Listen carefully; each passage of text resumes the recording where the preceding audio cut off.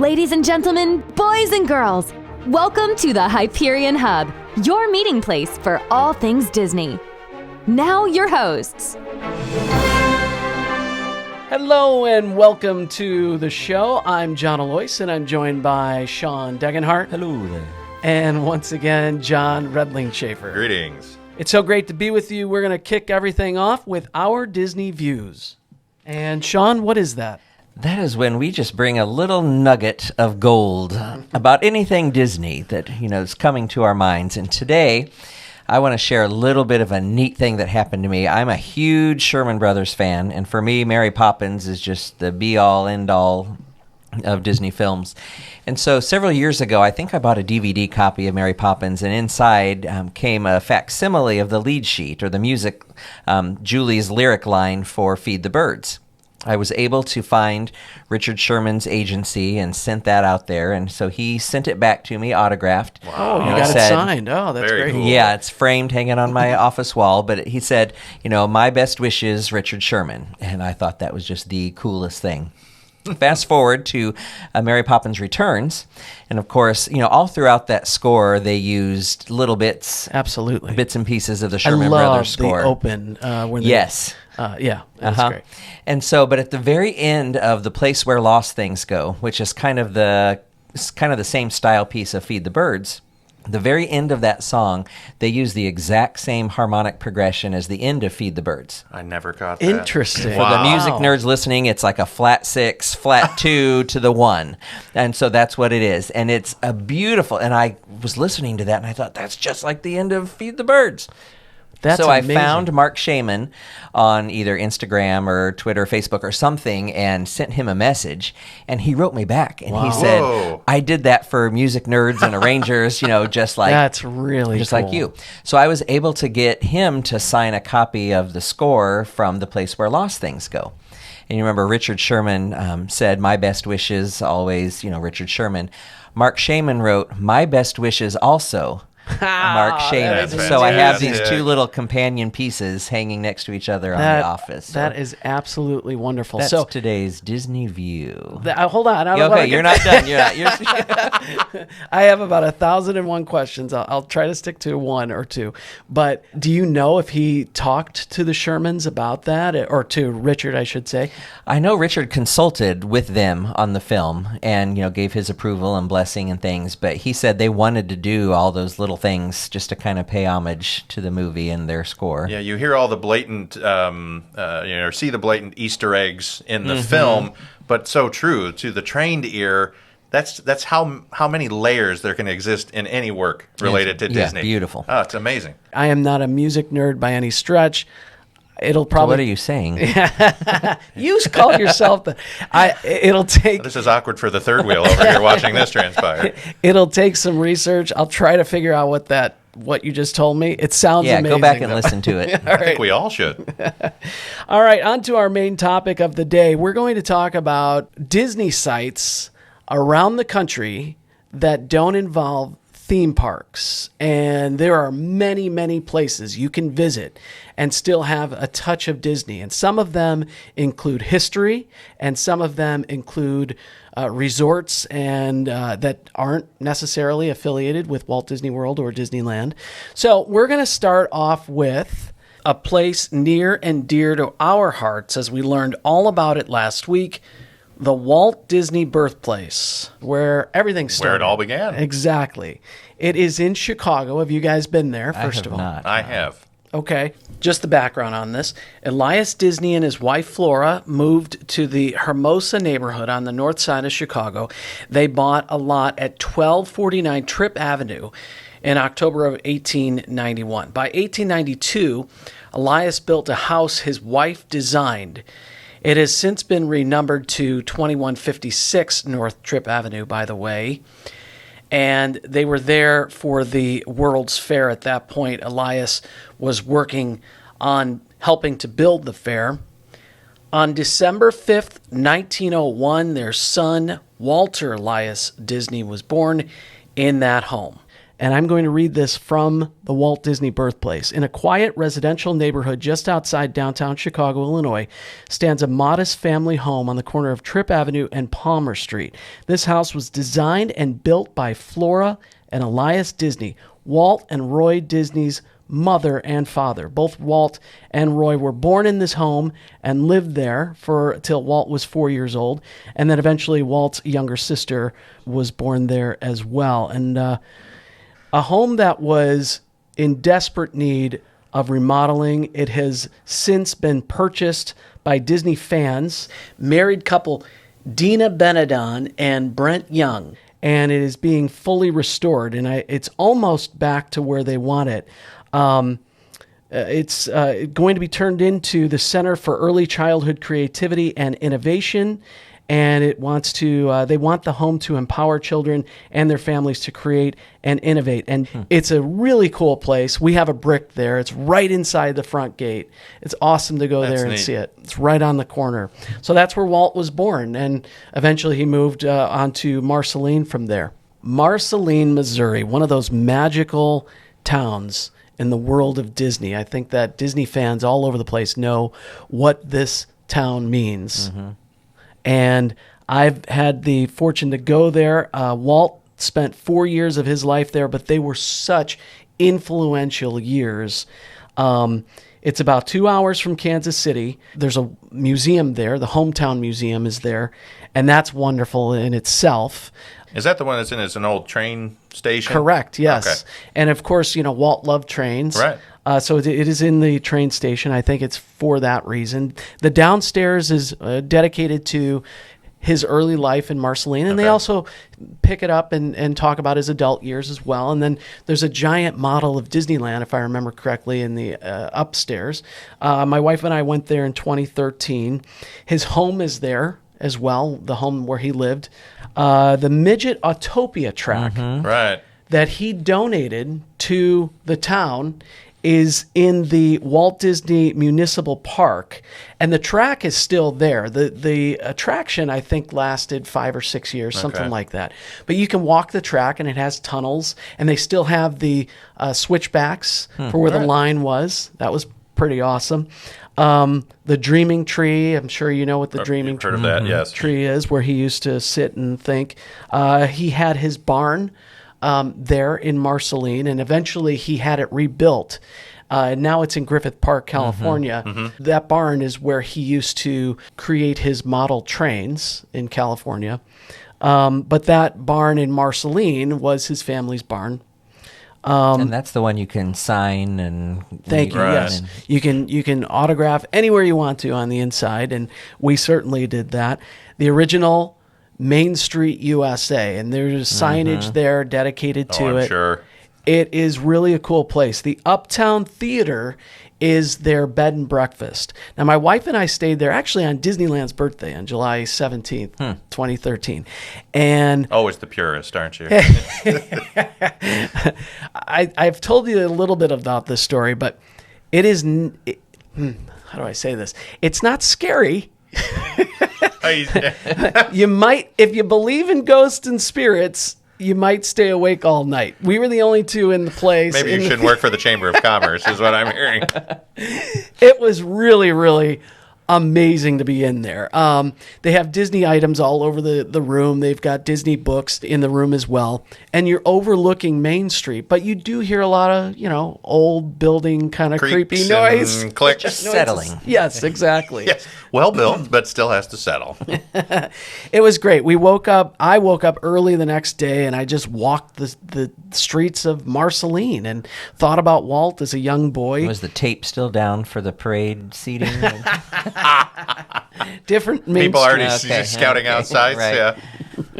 Different Main Street for sure. Walt Disney Elementary is there, and they actually have a flagpole from the 1960 Olympics. Disney actually created the opening ceremonies, and so they got to take one of the flagpoles, and it's dedicated to Marceline, the Walt Disney Elementary really neat. School. That is really neat. Now, the one other thing I've heard about the school is that there's actually authorized artwork Yes. in the cafeteria or somewhere, right? throughout the building, Oh, wow. on the walls. But yeah, in the cafeteria. Disney certainly. animators came out and did Yep. that. Yeah. And if I were that school, the fundraisers you could have of people wanting to buy Walt Disney Elementary shirts or things like that, just throwing that out there, guys. I'll just take a small cut. No, it was really cool to see those characters on the wall. Everything looks pristine, so they're doing a really nice job maintaining it. Fortunately, school was out, and we found an open door. So Find a lot of The open views doors. expressed here are necessarily John's and not all of us about, I don't know, trespassing. there were some teachers in there kind of working on the classrooms, and they let us come in. Let's He stick with backtracked, that didn't he? story. Security guard. His story's changing right in front of us. Kay Mullins is actually the person who runs the museum, and we got to meet her in the center of Main Street, USA. She just roams the street? She came out of the Chamber of Commerce, I think, or Okay. something, and she was getting ready to go home for the night. She actually owns the home where the Disney stayed when Walt and his brother Roy came back to Marceline in 1956 for the dedication of the school. And I might have the years off a little bit here, but I also believe that was the world premiere of the Great Locomotive Chase that happened to be at the Uptown Theater Okay. where we stayed for that bed and breakfast. Marceline is a wonderful place to visit if you're a Disney fan. I Please heard Kay go at see at D23 in 2017. She did a little session on Marceline. Neat. It's fantastic. And I love that they included that in, what is a massive event to give homage to home. Yeah. That's neat. Next on our list is Kansas City, Missouri, and there is a building there where Laugh-O-Gram Studios existed, and this is where Walt and Ub Iwerks created the Alice comedies, and they worked on early animation for Laugh-O-Gram Studios, and the building is still there, and it's being run by ThankYouWaltDisney.org. They are trying to raise money to completely rehab the interior. I believe that's slow going, but it's cool just to see. The outside of the building has the logo, the Walt Disney cartoonist kind of logo, and some other photos on the outside. Wow.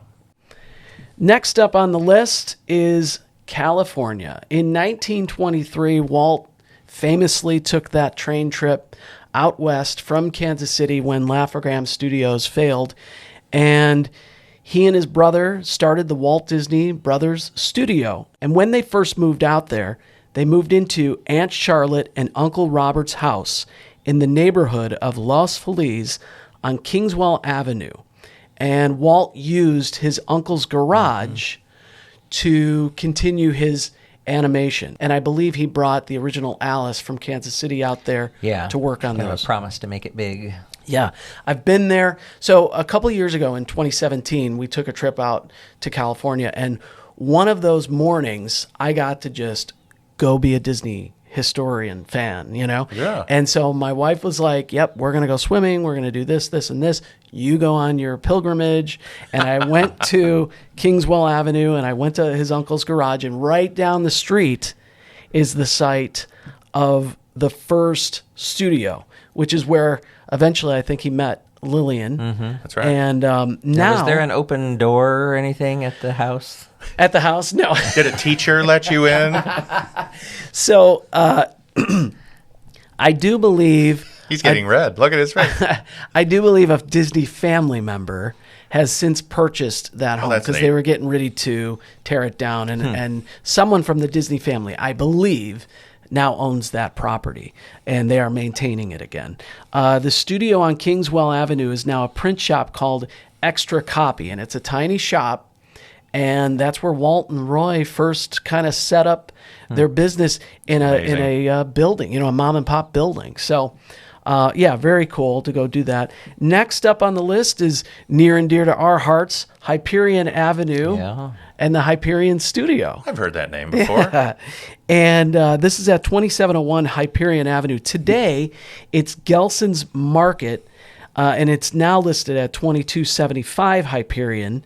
There is a small plaque put up by the state of California, site of Walt Disney's original animation studio in Los Angeles, 1926 to 1940, and it's by Cultural Heritage Group. So it's it's neat to go see the plaque. Nothing else exists, but you can kind of see the hills and what the area looked like back in the 20s. So that's cool too. Next up, the Disney Studio in Burbank. With the money that they made from Snow White and the Seven Dwarfs, they got to build this beautiful studio. I'll just say this. When we went with my family, we stayed on the outside of the gates. Now, Good. But you there's can more, see- I'm sensing. You can see one of 3 Walt and Mickey statues. The other 2 are in Disneyland and Magic Kingdom and Right. the hubs. Back in 2008, my cousin actually worked on the lot, and I got a badge to go anywhere I wanted. Good. Okay. Anywhere I've I had that wanted. too, yeah. Oh, that's right. Yeah. That's right. Wow. How did that come about for you, and what was your favorite part of that day? A little Facebook stalking is how that came about, but I got to become friends with a lady that works in the music department. She's a music copyist and, prepares all the scores for films and things Wow. like that. So we friended each other on Facebook, and when I came out for D23, she invited me to the lot, and I got my badge, and she gave me a short tour and then said, you can go explore. What? So she just kind of turned me loose to go explore the lot. It was It's amazing. They fantastic. just let you do that. And you came back. This is Yes. what I don't understand. There are priceless cell art on the walls. There's, there's so much history that you just feel, wow. smell, That's touch. incredible. And the Legends Plaza is there, where all of Wonderful. the handprints Right. in bronze Right. they're just all over Wow. the place. It was a beautiful, Incredible. beautiful lot. At the end of that day of just kind of floating around the studio. By the way, I love the store as well, the company Yeah. store. You can only find There's some things certain there that items. you can get. Yeah, At the end of the day, I found this little building off to the side, and I found a out. little bungalow. maybe? Yes, it is the bungalow that was from the Hyperion studio that they had moved over there. Now, nobody was around, and the Oh, lights were God. off inside. But the door was The unlocked. door was unlocked. At what least, was I at, going least, to do? but at least it was unlocked. We haven't heard breaking and entering yet. I did sit at the corporate table Okay. in a couple of the unlocked. chairs. You had a Yes. badge? I did nothing wrong other than probably going into there, but it was wonderful, and you just soak up all this history. sure. It was great. Next on my list, the other things that you can do when you're in California, of course, go see the star on the Walk of Fame. Walt's star. I think Mickey and Minnie both have stars Sherman there. Brothers have Sherman stars. Brothers, of course. There are many actors and actresses. Right across the street from there, not that Walt had anything to do with this, but the El Capitan Theater is owned by Right. Disney, and they frequently show old films in there, Disney films. Griffith Park, where the merry-go-round is, where Walt was inspired to think of a place where kids and families could enjoy time together. And of course, that's where he would take his daughters on Sundays, and thought of Disneyland. And one of the park benches that's there has a sign on it dedicated to Walt and his daughters. The other 2 benches, one is in the Walt Disney Family Museum in San Francisco, and the other one is in Disneyland. One of the things that we did was we went to Forest Lawn Cemetery and yes. paid our respects. My daughter, we've got a wonderful picture of her laying a rose on in front of his grave. So that's if that's something you're interested in. That was a really very spiritual and just peaceful moment for all of us. So that was, That's a that good was way to great. describe it. The Tam O'Shanter. This was the restaurant where Walt used to bring his Imagineers and animators, and there is actually a table that has his plaque on it. I didn't know we were going to be able to, have I ever told you this story? I didn't know we were going to be able to go to eat there while we were on this trip, because we were kind of packed on what we were going to do, and we happened to be driving by. Did they take the dining plan? We happened to be driving by, and my daughter has a great imitation of how apparently we drifted into the parking lot when I jolted the steering wheel to the right. The Tam O'Shanter! Little fishtail, huh? Yeah, 6 lanes absolutely. of traffic. And so that was really wonderful to be able to do all those things in California. And the Walt Disney Family Museum, and I'm not joking about this, it is one of my favorite places on the planet. Start to finish, it is Walt's life. Everything about it, the building it's in the Presidio right next to the Golden Gate Bridge, and you have these beautiful skyline shots of San Francisco, or at least of the Golden Gate Bridge, and it's set up so perfectly. I could not improve upon it. Although I've been able to go there several times, and at one point, management was asking me how I could improve upon it because they got to know me a little bit. Listen to Was this that guy. after hours? Yes, Or it was. There was an unlocked door. That's shockingly, that's where the I forgot about- suggestion box was. Speaking No. of unlocked door, we happened to be walking by the Disney Channel on a Sunday afternoon, Oh boy! and we checked. My son checked the Now door, you're throwing him under the bus. That's great. and it was unlocked. Life of Christ. Do they not believe in locks in this company? I'm concerned. We got to go in and watch a little bit of the Disney Channel DJ performing live right behind glass. And at one point, he went to a commercial and looked at us and said, "May I help you guys?" Yeah, We're like, what are you doing "No." No, we're good. Just hanging out. Yeah, but I don't recommend any of these things. But Nor do we advocate that. in all seriousness, it's just a really awesome thing to be able to go to California and see these Oh, sites. to walk in the footsteps. I mean, that's incredible. And if John is not here next week, you know that the authorities have No. We'll have to check the statute of limitations in both Missouri and California.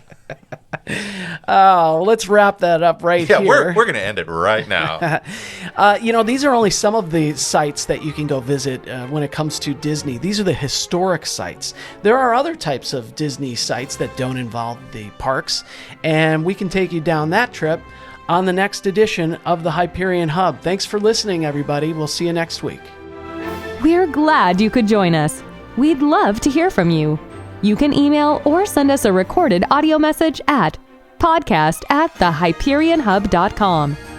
Find us on social media on Facebook, Instagram, and Twitter. The Hyperion Hub is not affiliated with the Walt Disney Company or its subsidiaries. We'll meet you next time at the Hyperion Hub.